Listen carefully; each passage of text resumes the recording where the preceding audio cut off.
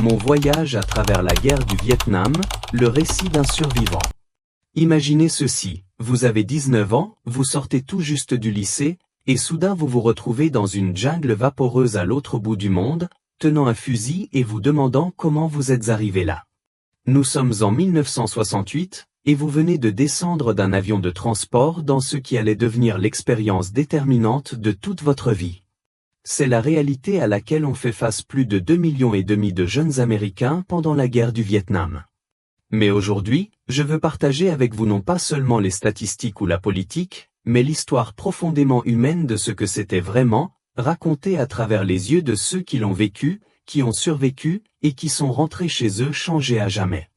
Je m'appelle James Sullivan, bien que mes camarades m'appelaient Sully, et j'étais l'un de ces jeunes de 19 ans. J'ai servi 2 missions au Vietnam entre 1968 et 1970, et pendant plus de 50 ans, j'ai porté ces souvenirs, ces leçons et ces histoires. Aujourd'hui, je veux les partager avec vous, non pas pour glorifier la guerre ou relancer de vieux débats, mais pour honorer les hommes qui ne sont pas rentrés chez eux et pour vous aider à comprendre ce que nous avons vécu, ce que nous avons appris, et comment nous avons retrouvé notre chemin vers la vie après avoir été témoins de choses qu'aucun adolescent ne devrait jamais voir. L'appel au service. En 1967, quand j'ai reçu mon ordre de mobilisation, l'Amérique était un endroit différent. La guerre au Vietnam s'intensifiait, et les jeunes hommes à travers le pays faisaient face au même choix que moi, servir votre pays quand il vous appelle, ou trouver un moyen de s'en sortir. Je venais d'une petite ville de l'Ohio où le devoir et le service n'étaient pas que des mots, c'étaient des valeurs familiales transmises de génération en génération. Mon père avait servi pendant la Seconde Guerre mondiale, mon oncle en Corée, et maintenant c'était mon tour. Je me souviens du jour où j'ai annoncé à mes parents mon ordre de mobilisation. Ma mère, que Dieu ait son âme, a essayé de cacher ses larmes, mais je les ai vues quand même. Mon père, un homme de peu de mots, m'a simplement serré la main et a dit « Rends-nous fiers, mon fils ». Ces mots résonneraient dans mon esprit à travers de nombreuses nuits sombres dans la jungle. L'entraînement à Fort Benning était intense, mais rien n'aurait pu nous préparer à ce que nous allions rencontrer au Vietnam. On nous a appris à tirer, à marcher, à suivre les ordres, mais comment entraîner quelqu'un à gérer la peur constante, la chaleur oppressante, les sons de la jungle la nuit, ou le poids de savoir que votre ami qui riait avec vous au petit déjeuner pourrait ne pas être là pour le dîner. Je n'oublierai jamais ma première semaine sur le terrain. Nous étions stationnés près de Da Nang, et tout était accablant, les odeurs, les sons, l'humidité qui faisait coller vos vêtements à votre peau en quelques minutes. Mais ce qui m'a le plus frappé, c'est à quel point nous étions tous jeunes. En regardant mes compagnons soldats, j'ai réalisé que nous n'étions que des gamins, vraiment. Des garçons venant de fermes de l'Iowa, de villes de Californie, de banlieues du New Jersey, tous jetés ensemble dans cet endroit étrange et dangereux, dépendant les uns des autres pour nos vies mêmes. La fraternité forgée dans le feu. S'il y a une chose que les gens qui n'ont jamais servi au combat ne comprennent pas, c'est le lien qui se forme entre soldats. C'est plus profond que l'amitié, plus fort que les liens familiaux à certains égards. Quand votre vie dépend de la personne à côté de vous, et que la leur dépend de vous, quelque chose de profond arrive à votre âme. Laissez-moi vous parler de Tommy Martinez de San Antonio, au Texas. Tommy était notre éclaireur, le gars qui marchait en premier, qui vérifiait les pièges, qui risquait sa vie chaque jour pour nous garder en sécurité. Tommy avait un sourire qui pouvait illuminer le bunker le plus sombre et un rire qui rendait même les pires situations supportables. Il portait des photos de sa petite amie Maria et de sa petite fille Rosa, et il les montrait à quiconque voulait les voir. Il allait épouser Maria quand il rentrerait chez lui, nous disait-il, et peut-être ouvrir un petit restaurant. Un matin de septembre 1969, nous étions en patrouille près de la frontière cambodgienne. La jungle était particulièrement dense, et nous pouvions à peine voir à 3 mètres devant nous. Tommy nous guidait le long de ce qui semblait être un sentier d'animaux quand soudain, le monde a explosé. Une embuscade ennemie, il nous attendait, nous observait, planifiait. Dans le chaos qui a suivi, avec les balles qui volaient et les hommes qui criaient, j'ai vu Tommy tomber. Ce dont j'ai été témoin ensuite me fait encore venir les larmes aux yeux, plus de 50 ans plus tard. Sans hésitation, 3 soldats différents se sont précipités à l'aide de Tommy, s'exposant complètement au feu ennemi. Ils n'ont pas pensé à leur propre sécurité, à leur propre famille chez eux, à leurs propres rêves et projets. Ils n'ont pensé qu'à Tommy. C'est ça la fraternité. C'est ce que la guerre crée entre des hommes qui affrontent la mort ensemble. Nous avons réussi à amener Tommy à un infirmier, puis finalement à un hôpital de campagne. Il a perdu sa jambe gauche sous le genou, mais il a vécu. J'ai reçu une lettre de lui il y a 2 ans, il a effectivement épousé Maria, ils ont eu 4 enfants, et oui, ils ont ouvert ce restaurant. Parfois, la fraternité gagne. Le poids de la survie.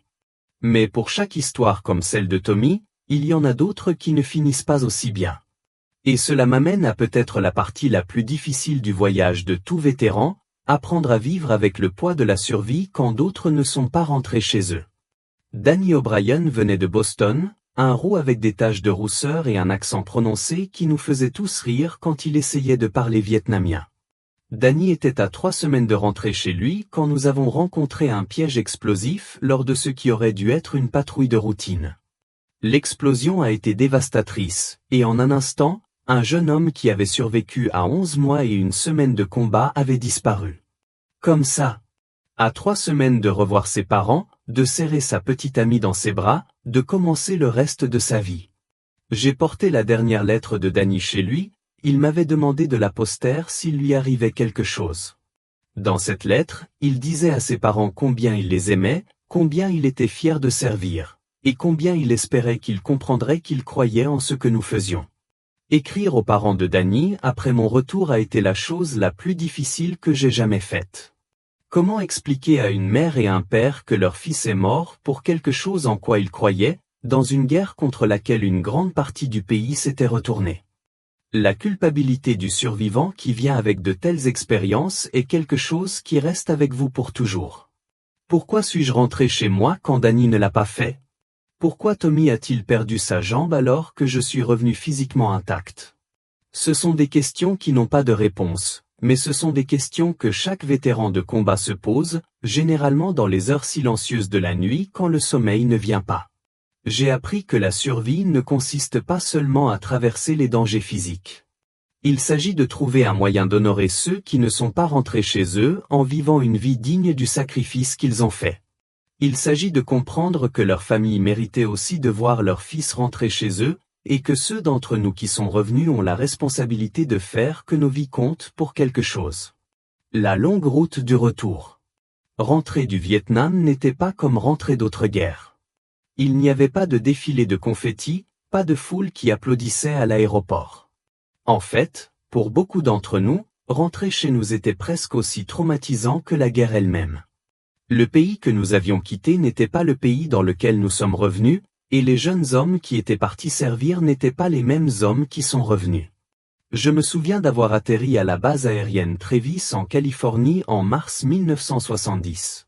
Je portais mon uniforme de parade, fier de mon service, portant un sac de voyage avec tout ce que je possédais au monde. Mais au lieu d'un accueil de héros, j'ai été accueilli par des manifestants qui m'ont traité de noms que je ne répéterai pas ici, qui m'ont craché dessus, qui m'ont dit que j'étais un tueur de bébés.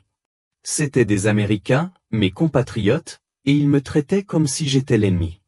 Le vol de retour vers l'Ohio a été les 3 heures les plus longues de ma vie.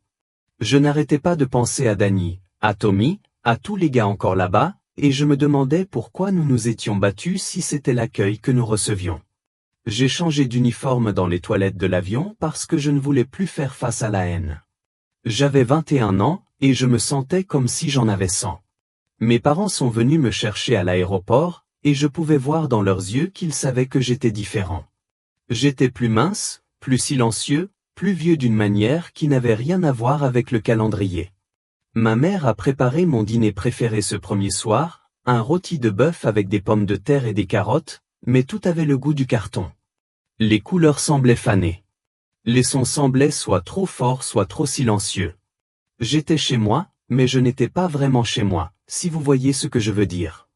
Le plus difficile était que personne ne voulait en parler. Mets ça derrière toi, disait-il. Tu es chez toi maintenant, c'est tout ce qui compte. Mais comment mettre derrière vous les amis que vous avez laissés dans la jungle? Comment oublier les visages des gens que vous n'avez pas pu sauver? Comment revenir à s'inquiéter de choses normales comme trouver un travail ou sortir avec quelqu'un quand vous avez vu ce que les êtres humains peuvent se faire les uns aux autres? Trouver un sens dans la douleur. Il m'a fallu des années, des décennies, vraiment, pour comprendre que mes expériences au Vietnam, aussi douloureuses qu'elles aient été, m'avaient donné quelque chose de précieux.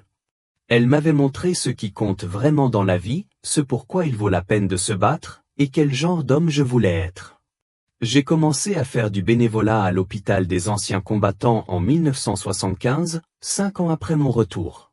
Au début, je m'asseyais juste avec des gars qui luttaient contre leurs propres démons, leurs propres cauchemars, leur propre culpabilité.